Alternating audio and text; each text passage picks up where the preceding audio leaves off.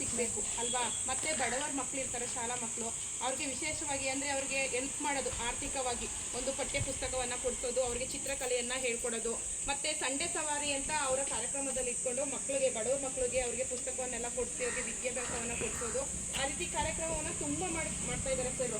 So ಹಾಗಾಗಿ ನಾನು ತುಂಬ ರಿಕ್ವೆಸ್ಟ್ ಮಾಡಿಕೊಂಡೆ, ಯಾಕಂದರೆ ನಾವು ತುಂಬ ಹಿಂದೆ, ನಾವು ಆರ್ಥಿಕವಾಗಿ ತುಂಬ ಹಿಂದುಳಿದಿದ್ವಿ. ಅಲ್ಲಿ ಇವರು ಒಂದು ಸ್ಕೀಮ್ನ ಮಾಡ್ಕೊಂಡಿದ್ರು, ಬಡವರ ಮನೆಗೆ ಪೇಂಟ್ ಮಾಡ್ಕೊಡುವಂಥದ್ದು. ಈಗ ಒಂದು ಮನೆಗೆ ಒಂದು 10,000 ಪೇಂಟ್ ಕೊಡಿಸ್ಬೇಕು ಅಂತಂದರೆ ಜಸ್ಟ್ ಒಂದು 2,000ದಲ್ಲಿ ಪೇಂಟ್ ಮಾಡ್ಕೊಡ್ತಿದ್ರು ಬಡವ್ರಿಗೋಸ್ಕರ ಅಂತ. ಸೊ ಹಾಗಾಗಿ ಆ ಫ್ಯಾಮಿಲಿಯಲ್ಲಿ ನಾವು ಕೂಡ ಒಬ್ಬರು. ಆಗ ಇವರು ನನಗೆ ಪರಿಚಯ ಆಗಿದ್ದು, ತುಂಬ ಕಡಿಮೆ ಬೆಲೆಗೆ ನಮ್ಮ ಮನೆನ ಪೇಂಟ್ ಮಾಡಿಕೊಟ್ಟಿದ್ರು. ಅವಾಗಲಿಂದ ಇವ್ರೊಂಥರ ಗಾಡ್ ಫಾದರ್ ಅಂತ ಹೇಳ್ತಾರಲ್ಲ, ಒಂದು ಎಲ್ಲಾರನ್ನೂ ಫ್ರೆಂಡ್ ಮಾಡ್ಕೋತೀವಿ, ಒಳ್ಳೆ ನಡತೆ ಇರೋದನ್ನ ಒಂದು ಗುಡ್ ಫ್ರೆಂಡ್ ಥರ ಮಾಡ್ಕೋತೀವಲ್ಲ, ಆ ಥರ ಅಂಕಲ್ ನನಗೆ ತಂದೆ ಸಮಾನ.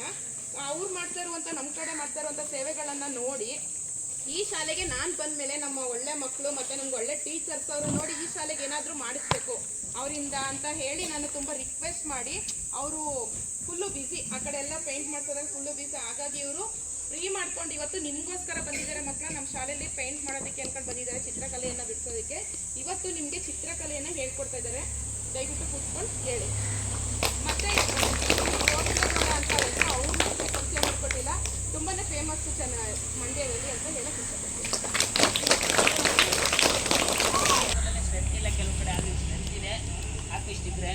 ಮತ್ತು ಜೊತೆಗೆ ನಾನು ಏನೇ ಬಂದರೂ ಕೆಲಸ ಅಷ್ಟೇ ಬರಲ್ಲ, ಕೆಲಸದಲ್ದೇ ಏನಾದ್ರು ಕನ್ನಡ ಶಾಲೆ ಮಕ್ಕಳು ಸೇವೆ ಕೊಡಬೇಕಂತಿದ್ದೆ. ನಾನು ನಾಳೆ ಮಾಡ್ಬೋದು ಕೆಲಸನ, ಆದರೆ ನಿಮಗೆ ಕೊಡೋ ಸೇವೆ ಇದೆಯಲ್ಲ ಅದು ಯಾವಾಗ ಕೊಡೋಕ್ಕಾಗಲ್ಲ.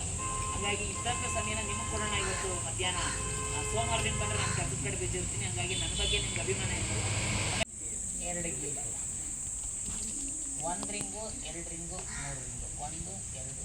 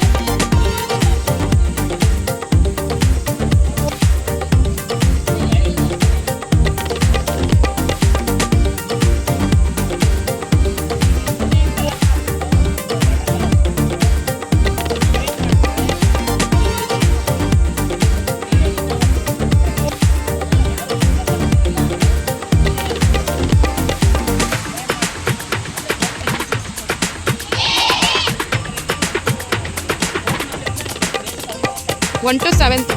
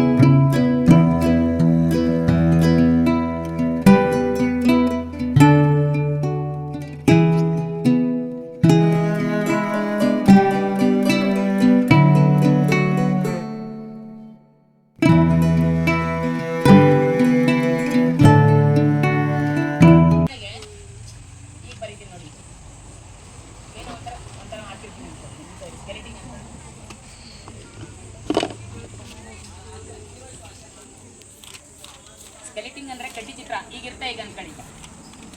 ಈ ಸ್ಕೆಲಿಟಿನ್ ಡ್ರಾಯಿಂಗ್ನ ನಾವು ಕ್ಲಾರಿಟಿಯಾಗಿ ಬರೀಬೇಕು ಅಂದಾಗ ಇದನ್ನೇ ಹಿಂಗೆ ತಗೊಳ್ಳೋದು. ಇದನ್ನ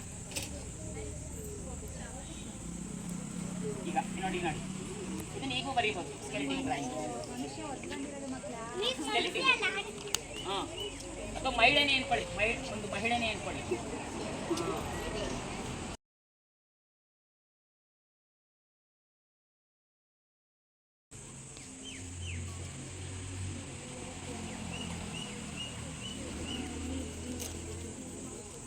ಸ್ಕೆಲಿಟಿನ್ ಡ್ರಾಯಿಂಗ್ನ ಯಾವ ರೀತಿ ಒಂದು ನೈಜ ಡ್ರಾಯಿಂಗ್ ಮಾಡ್ಬೋದು ಅನ್ನೋದಕ್ಕೆ ಸ್ಕೆಲಿಟಿನ್ ಡ್ರಾಯಿಂಗ್ ಒಂದು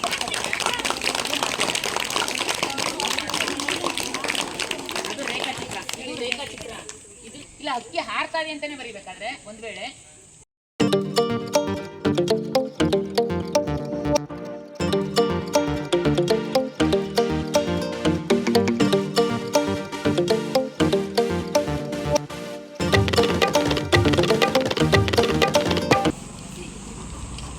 ಒಂದು ಹುಡುಗಿ ಬಂದು ಯಾರು ಆಸಕ್ತಿ ಇದ್ದೀರಿ ನಾವು ಹೋಗಿ ಮಕ್ಕಳ ನಾಟಕಕ್ಕೆಲ್ಲ ಮುಜುಗರನೂ ಇರಬಾರ್ದು, ಎಬಿಲಿಟಿಯಾಗಿ ಬರೀಬೇಕು. ನೀನೊಂದು ಆ ಕಡೆ ಗೀಜ್ಬಿಟ್ಟೋಗು, ಇವನೊಂದು ಆ ಕಡೆ ಏನಾದ್ರು ಗೀಜೋಗು, ನಿಮ್ಗೆ ಇಷ್ಟೇ ಬಂದಂಗೆ ಗೀಜ್ಬಿಟ್ಟೋಗು. ಏನು ಹಾಂ ಆಯಿತು ಆಯಿತು ಸಾಕು. ಇದೇನು ಗೊತ್ತಾ, ಇದು ಏನೋ ಅವ್ರ ಇಮೇಜೇಷನ್ ಗೀಜಿದ್ದಾರೆ. ಈ ಕೆಲವ್ರು ಏನು ಮಾಡ್ತಾರೆ ಗೊತ್ತಾ, ಒಂದು ಜ್ಯೋತಿಷ್ಯನೂ ಕೂಡ ಒಂದು ಲೆಸನ್ ಇದ್ದಂಗೆ. ಕೆಲವ್ರು ಅದನ್ನು ಸ್ಟಡಿ ಮಾಡ್ಕೊಂಡ್ರೆ ಲೆಸನ್ ಹೇಳೋರು.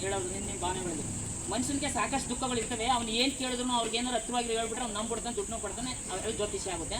ಕೆಲಸ ಸತ್ಯನೂ ಆಗುತ್ತೆ, ಅದು ಬೇರೆ ಪ್ರಶ್ನೆ. ಈಗ ನೀವೇನೋ ಅಲ್ಲಿ ಗೀಜ್ಬಿಟ್ಟಿದ್ದೀರಿ, ಇದು ಒಂಥರ ಜ್ಯೋತಿಷ್ಯ ಥರ. ನೀವೇನು ಗೀಜಿದ್ರಿ ನನಗೆ ಗೊತ್ತಾಯ್ತದೆ. ನಾನು ಆ ಜಾಡಿ ಹಿಡ್ಕೊಂಡು ನಿಮ್ಗೆ ಜ್ಯೋತಿಷ್ಯ ಹೇಳ್ತೀನಿ. ಅವರು ನಿಮ್ಮ ಮನಸ್ಸಿನ ಬದುಕಿನ ಚಿಹ್ನೆಗಳನ್ನ ಏನೋ ಕೆಟ್ಟ ಪರಿಸ್ಥಿತಿ ಆದಾಗ ನೀವು ನಂಬೋದೇ ಇಲ್ಲ, ಅವ್ನು ಹೇಳ್ತಾನೆ ಅಂದ್ರು ಆದ್ರೂ ನಂಬಿಡ್ತೀರಿ. ಒಂದು ರೈಟ್ ಆಗಿರ್ತದೆ, 20 ರೈಟ್ ಆಗಿರ್ತದೆ, ಒಂದಷ್ಟು ದುಡ್ಡು ಕೊಟ್ಬಿಟ್ಟು ಮನಸ್ಸು ಸಮಾಧಾನ ಅಂತೂ ತಗೋತೀರಿ. ಅದೇ ರೀತಿ ಇವನೇನು ಗೀಜಿದ್ದಾನೆ ಅನ್ನೋದು, ಇವನ್ ಮಗಳಲ್ಲಿ ಏನು ಕ್ರಿಯೇಟ್ ಆಯಿತು, ಅವ್ನಿಗೆ ಏನು ಒಂದು ಹಾರ್ಮೋನ್ಸು ಕೆಲಸ ಮಾಡಿದೆ ಅವ್ನಿಗೆ ಈಗಾಗಲೇ. ಅವ್ನ ಮೈಂಡಲ್ಲಿ ಏನೋ ವರ್ಕ್ ಮಾಡ್ತದೆ. ಯಾಕಂದ್ರೆ ಅಳಿಸಲ್ಲ ನಾನು, ಅವ್ನ ಚಿತ್ರ ಅಳಿಸ್ತೇನೆ ಆ ಚಿತ್ರ ಮಾಡೋದು.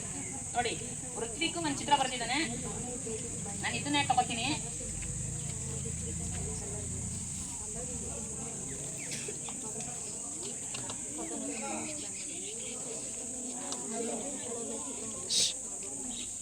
ತನುಶ್ರೀ ಅವ್ನ ಮನಸ್ಸಲ್ಲಿ ಇರೋದು ಏನೋ ಒಂದು ಭಾವನೆ ಇದೆ. ಅವ್ನ ಚಿತ್ರ ಬರೋದ್ರಲ್ಲಿ ಏನಿದೆ ಇದು? ಆಯ್ತು ಆಯ್ತು ಆಯ್ತು ಆಯ್ತು. ಈಗ ನಿಮ್ಮ ಅಭಿಪ್ರಾಯ ತಗೋಣ. ಅವ್ನು ಬರೆದ್ರಲ್ಲಿ ಕೋತಿನೇ ಇದೆ ಅಂದ್ಕೊಳ್ಳೋಣ. ಆಯ್ತು, ಯಾಕಂದ್ರೆ ಇನ್ನೊಂದು ಮೈಂಡು ವರ್ಕ್ ಮಾಡಿದೆ. ಹೌದು, ಇದು ಆ್ಯಕ್ಚುಲಿ ಇಲ್ಲಿ ನೋಡಿದ್ರೆ ಕೋತಿನಿ ಅಂತ ಕಾಣಿಸ್ತದೆ ನನ್ನ ಇಷ್ಟಕ್ಕೆ. ಹಾಂ ಹಾಂ ನೋಡಿ ಈಗ ಇದು ಆ್ಯಕ್ಚುಲಿ ಕೋತಿನೇ. ಅವನ ಇಚ್ಛಾ ರೇಖೆ. ಇಲ್ಲೇನೋ ಒಂದು ಬರ್ದಿದೆ ಅವನದು. ಇದೇನಾದ್ರು ಆಗಿರ್ಬೋದು. ಇಲ್ಲೊಂದು ಚಿತ್ರ ಮೂಡಿದೆ, ಕೋತಿನೇ ಹಾಕೋಣ. ಸಾಮಾನ್ಯವಾಗಿ ನಮ್ಮ ಮಕ್ಕಳುಗಳಲ್ಲಿ ಯಾರೇ ಕರೆದ್ರೆ ಜಾಸ್ತಿ ಭಾವನಾತ್ಮಕವಾಗಿ ಮತ್ತೆ ಹೆಚ್ಚು ಕಲಾತ್ಮಕವಾಗಿರೋ ಮೈಂಡ್ಗಳು ಹೊರಗಡೆ ಬರ್ತೀನಿ ಅಂದ್ರೆ ಇದು ವಾಟರ್ ಥರ ಮಾಡಿದ್ದಾಳೆ ಈ ಥರ. ಇದು ವಾಟ್ರ್. ಇದು ನೀವು ಇಲ್ಲಿ ಬೇಕಾದ್ರೆ ನಾನು ಹೇಳ್ಕೊಟ್ನಲ್ಲ, ಒಂದು ಟ್ರೀ ಮಾಡ್ಬೋದು. ಒಂದು ಈ ಥರ ಹಾಕಿ ನೋಡಿ, ಅದಕ್ಕೆ ಎಕ್ಸ್ಟ್ರಾ ನಾನು ಸೇರಿಸ್ತಾ ಇದ್ದೀನಿ ಅಷ್ಟೇ. ನೋಡಿ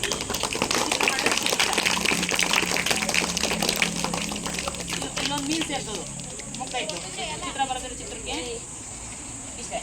ಇದನ್ನ ಇಚ್ಛಾ ರೇಖೆ ಅಂತಾರೆ. ಅಂದರೆ ನಿಮ್ಮ ಮನಸ್ಸಿನಲ್ಲಿ ಇರ್ತಕ್ಕಂಥ ರೇಖೆಗಳು ಏನು ಮೂಡಿಸ್ತೀರಿ, ಅದರಲ್ಲಿ ಒಂದು ಚಿತ್ರಗಳು ಅಡಗಿರ್ತವೆ ಅನ್ನೋದಕ್ಕೆ ನಮಗೆ ಗೊತ್ತಾಗುತ್ತೆ. ಅದನ್ನು ನಾವು ಕೈ ಹಿಡ್ಕೊತೀವಿ.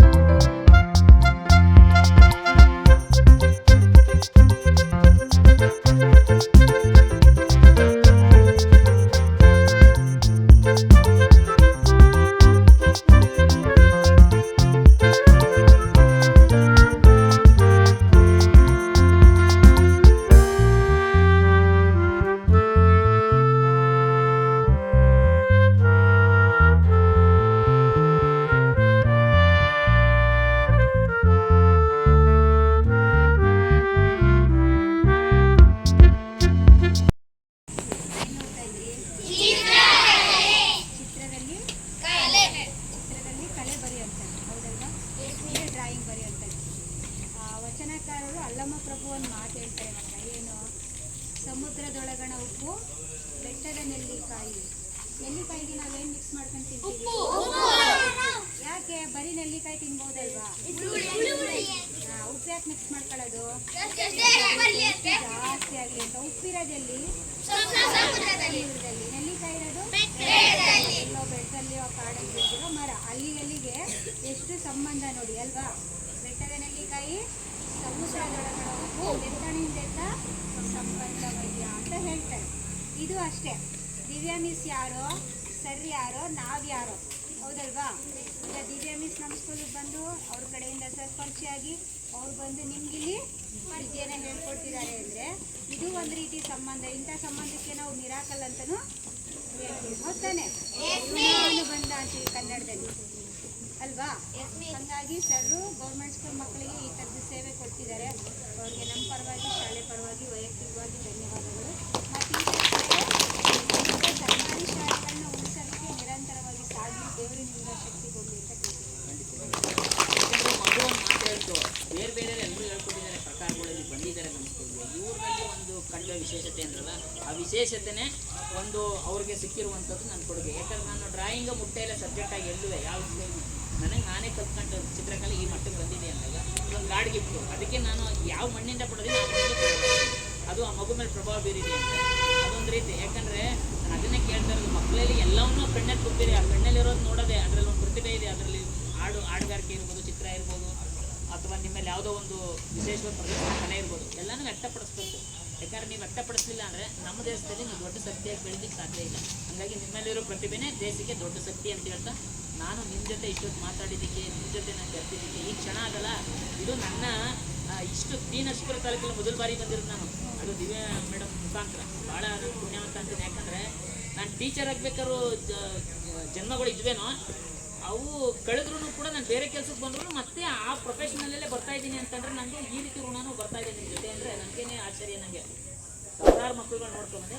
ಈಗ ನಿಮ್ಮ ಮಕ್ಕಳು ನಿಮ್ಮನ್ನು ನೋಡಿ ತುಂಬ ಸಂತೋಷ ಇದೆ. ಮಕ್ಕಳು ಇದೇ ರೀತಿ ಸ್ಪಂದಿಸಿ ಬರವಣಿಗೆ ಮಾಡಿದಾಗ ಮತ್ತು ಪ್ರತಿಯೊಬ್ಬರು ಅಷ್ಟೇ ಚೆನ್ನಾಗಿ ಓದಿ, ಚೆನ್ನಾಗಿ ಊಟ ಮಾಡಿ, ಆರೋಗ್ಯವಂತವಾಗಿ ಸದಾ ಕ್ರಿಯಾಶೀಲರಾಗಿ ಅನ್ನೋದೇ ನನ್ನ ಒಳ್ಳೆಯ ಮಾತು.